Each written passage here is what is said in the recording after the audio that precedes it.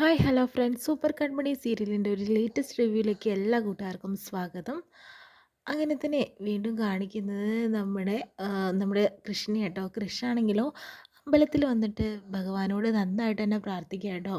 കാരണം എന്ന് വെച്ചിട്ടുണ്ടെങ്കിൽ കൺമണിയെ തിരിച്ച് എനിക്ക് തന്നെ വേണം, അവളെ എനിക്ക് വിട്ട് കളയാനായിട്ട് സാധിക്കില്ല, ഞാൻ ചെയ്തത് തെറ്റായി.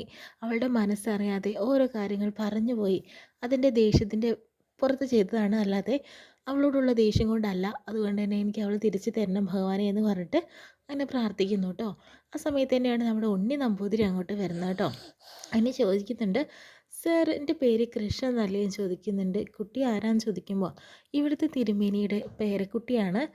എൻ്റെ മുത്തശ്ശൻ കുറച്ച് ദിവസം ഇനി ലീവാണ്, ഞാനാണ് ഇവിടെ ശാന്തിക്ക് നിൽക്കുന്നത്. സാറിനെ കണ്ടപ്പോഴേ മനസ്സിലായി ഇങ്ങനെ ഒരാൾ ഇവിടേക്ക് വരാറുണ്ടെന്ന് മുത്തശ്ശൻ പറയാറുണ്ട്. മാത്രമല്ല ആ കൂടെ വരുന്ന ചേച്ചി ഉണ്ടല്ലോ, കൺമണി ചേച്ചി, ചേച്ചിയെ കാര്യങ്ങളും പറഞ്ഞു എന്ന് പറയുന്നുണ്ട്." "കൺമണിയെ അറിയോ? പിന്നല്ലേ, അറിയാതിരിക്കുമോ? മുത്തശ്ശന് വലിയ പ്രിയപ്പെട്ട ഒരാളാണ് എൻ്റെ കൺമണി. അത് മാത്രമല്ല വിഘ്നേശ്വരനും അതിൽ പ്രിയപ്പെട്ടവളാണ് അവൾ. അതുകൊണ്ട് തന്നെ എനിക്ക് ചേച്ചിയെ നന്നായിട്ട് അറിയാം. സാറ് വിഷമിക്കേണ്ട കാര്യമില്ല. ചേച്ചി പിണങ്ങിപ്പോയല്ലേ, അതുകൊണ്ടല്ലേ ഏട്ടന് ഇത്ര വിഷമം. സാരില്ല കേട്ടോ, എന്തായാലും ആ ഒരു പിണക്കൊക്കെ നമുക്ക് മാറ്റിയെടുക്കാന്നേ. എന്തായാലും ചേട്ടന് ചെല്ല് എന്ന് പറയുന്നു. ഇനി ഞാൻ എങ്ങോട്ടാ പോകേണ്ടതെന്ന് അറിയില്ല, അവളെ തിരഞ്ഞ് ഞാൻ അവളുടെ വീട്ടിലേക്കൊന്ന് പോയാലോ? അത് വേണ്ട ഏട്ടാ. ഏ ചേട്ടൻ്റെ വീട്ടിലേക്ക് തന്നെ പൊയ്ക്കോ, എന്നാലാണ് കാര്യമുള്ളൂ എന്ന് പറയുന്നു. പക്ഷെ അവിടെ പോയ കൺമണിയെ കാണാൻ സാധിക്കില്ലല്ലോ എന്ന് പറയുന്നുണ്ട്. "അതൊക്കെ സാധിക്കും എന്നേ എനിക്ക് പറയാനായിട്ടുള്ളൂ.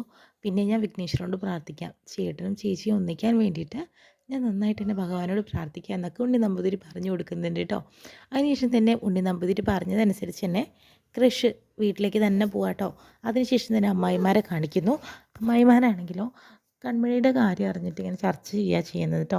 നമ്മളെന്തായാലും കൺമണിയുടെ കൂടെ നിന്നതുകൊണ്ട് എന്തൊക്കെയാണ് ഇപ്പോൾ ഇവിടെ സംഭവിച്ചത്.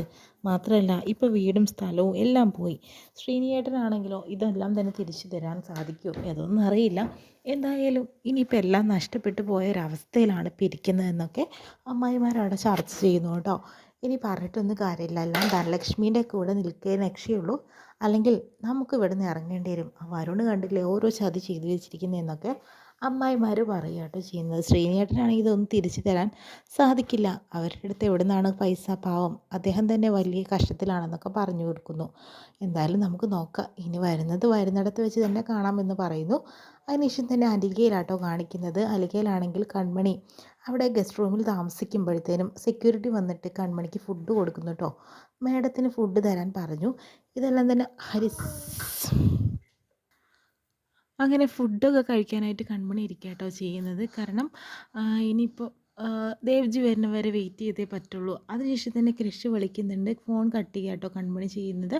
അതിനുശേഷം തന്നെ ആൻറ്റിയമ്മയുടെ അടുത്തേക്ക് കൃഷി പോകുന്നു, വീട്ടിലേക്ക് പോകാനാണല്ലോ പറഞ്ഞത്.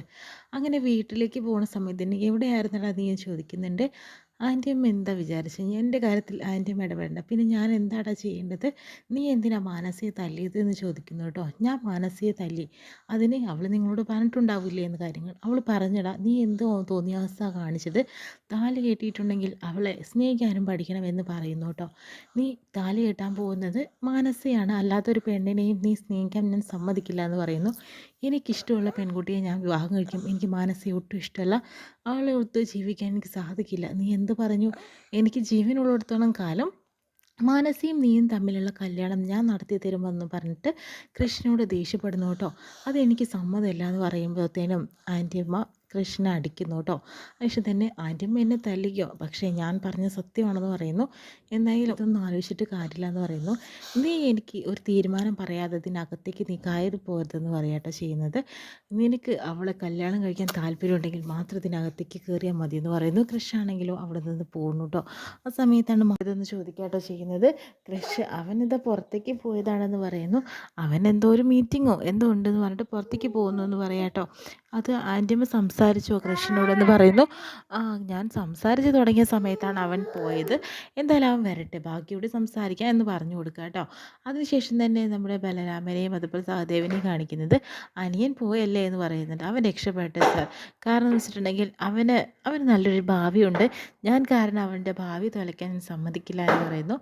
പിന്നെ ആ കൺമണി ആ പെൺകുട്ടി നല്ലൊരു കുട്ടിയാണ്, നല്ല കൊച്ചാണല്ലോ അവളെയാണ് കല്യാണം കഴിക്കാൻ പോകുന്ന കൃഷല്ലേ, അവർ രണ്ടുപേരും ഒന്നായി തീരട്ടെ, അവർ രണ്ടുപേരും എന്നും ഒന്നാവാനുള്ളതാണെന്ന് പറഞ്ഞു കൊടുക്കുക കേട്ടോ.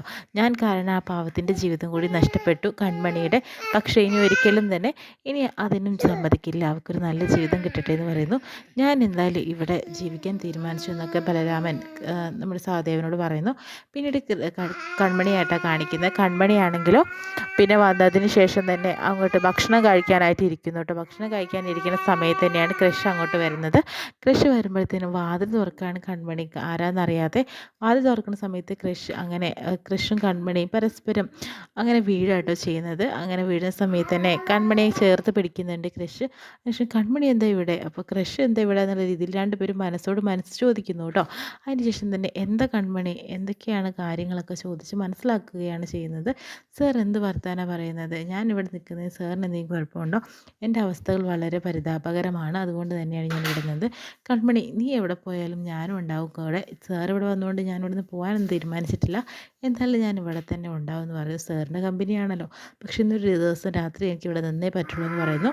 കൺമണി നീ എന്നോട് ക്ഷമിക്കുക, ഞാൻ ഒരു തെറ്റും ചെയ്തു നിന്നോട്, പക്ഷേ ഇനി മേലെ ആവർത്തിക്കില്ല എന്ന് പറയുന്നു. സാറിന് എപ്പോഴും ഈ ക്ഷമ പറഞ്ഞാൽ മതി, പക്ഷേ വേദനിക്കുന്നത് ഞാനാണ്, ഇനി ഒരിക്കലും സാറുമായിട്ട് ഒന്നിച്ച് പോകാൻ എനിക്ക് താല്പര്യമില്ലെന്നൊക്കെ പറയുന്നു. നീ എവിടെ പോയാലും ഞാനും വരും, അത് ദൈവം നമ്മളെ കൂട്ടിച്ചേർത്തിട്ടുള്ള കാര്യമാണ്, അതിന് കൂടുതൽ ആരും ഇടപെട്ടിട്ട് കാര്യമില്ല കൺമണി, കൺമണി എന്തായാലും എനിക്ക് സ്വന്തമാണെന്നൊക്കെ കൃഷി അവിടെ പറഞ്ഞു കൊടുക്കുക കേട്ടോ. ഇത്രയും കാണിച്ചാണ് എപ്പിസോഡ് വിശേഷം കഴിയുന്നത്. പ്രമോ ആയിട്ട് നമുക്ക് വൈകിട്ട് കാണാം.